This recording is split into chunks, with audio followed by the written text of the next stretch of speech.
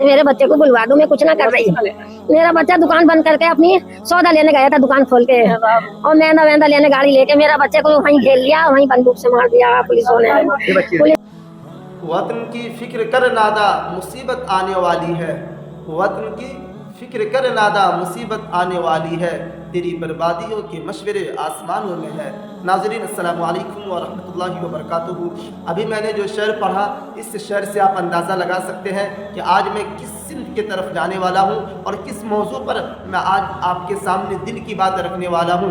नाज़रीन, आज आप हमारा इस वीडियो को मुकम्मल आखिर तक ज़रूर देखिएगा, इंशाअल्लाह बहुत कुछ समझने और बहुत कुछ सीखने को मिलेगा।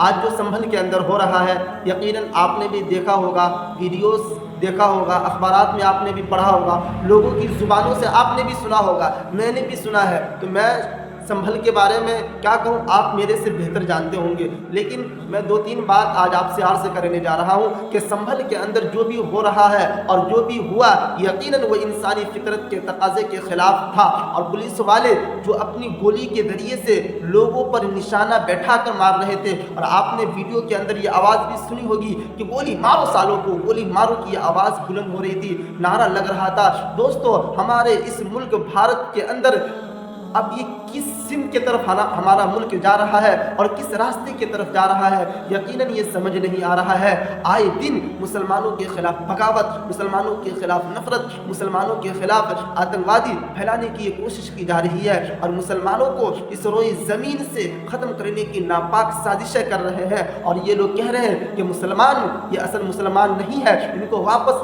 अपने मज़हब की तरफ यानी हिंदू बन जाना चाहिए। अल्लाह के बंदे, हमारा जो संविधान है वो हमें इजाज़त देता है कि हम जिस मज़हब को चाहे इख्तियार करें, आप जिस मज़हब को चाहे इख्तियार कर सकते हैं, इसके ऊपर किसी का दबाव नहीं है। लेकिन आए दिन लोग अपनी ज़ुबान से आवाज़ नहीं निकाल रहे, बल्कि यूँ लग रहा है तो अपने मुंह से आग का अंगारा फेंक रहे हैं। अल्लाह ये खैर का मामला करे कि संभल के अंदर 4 नौजवानों को शहीद कर दिया गया। अब दिल पर हाथ रखकर फैसला कीजिए, उनकी माँ के दिल पे क्या गुजर रहा होगा, उनके बाप के दिल पे क्या गुजर रहा होगा। और एक नौजवान नाईम नाम का तो ऐसा था जो अपने ख़ानदान का और अपने घर वाले का इकलौता बेटा था, और वो अपने आप को यकीनन इस मामले के अंदर था भी नहीं वो, और वो किसी सामान की गर्ज से, किसी काम की गर्ज से वो बाहर निकला था, और उसे गोली मार कर उसे ख़त्म कर दिया गया। जबकि वो अपने ख़ानदान का इकलौता बेटा था, वो पूरे घर को अकेला अपने घर का खर्चा उठाता था। अब सोचिए कि उनके घर वालों के ऊपर क्या गुजर रहा होगा। इसी तरीके से आज आप जो ये फोटोज देख रहे हैं, ये एक है बाप और एक है बेटा, ये दोनों बाप बेटा वकील है, और आए दिन कभी किसी मस्जिद के मामले को लेकर, कभी किसी मस्जिद के मामले को लेकर ये लोग सुप्रीम कोर्ट पहुंच जाते हैं। अब सुप्रीम कोर्ट वाले को भी पता नहीं इतनी किस चीज़ की जल्दी होती है कि तुरंत पुलिस वाले को भेज देते हैं कि जाओ चेक करो, और नहीं पता फिर वहाँ पे क्या से क्या होता है, और वो लोग जय श्री राम का नारा लगाते हैं। अब बताइए कि आपकी मस्जिद में अगर आप ही के मंदिर के अंदर कोई जाकर अल्लाहु अकबर का नारा लगाए, क्या आप इस चीज़ को बर्दाश्त करेंगे? हरगिज़ नहीं करेंगे। अगर कोई हमारी मस्जिद में आकर जय श्री राम का नारा लगाएगा तो क्या इस चीज़ को हम बर्दाश्त कर सकते हैं? हरगिज़ नहीं कर सकते हैं। यही हुआ संभल के अंदर कि जब चेक करने वाले गए और उनको जब सुप्रीम कोर्ट ने कहा कि जाओ भाई चेक करो, तो उनको चेक करना चाहिए खामोशी के साथ, और उनके साथ तो आवाम को जाना ही नहीं चाहिए। 40-50 अफराद उनके साथ गए और मस्जिद के चारों तरफ जय श्री राम का नारा लगाया, तो मुसलमान कैसे बर्दाश्त कर सकता था।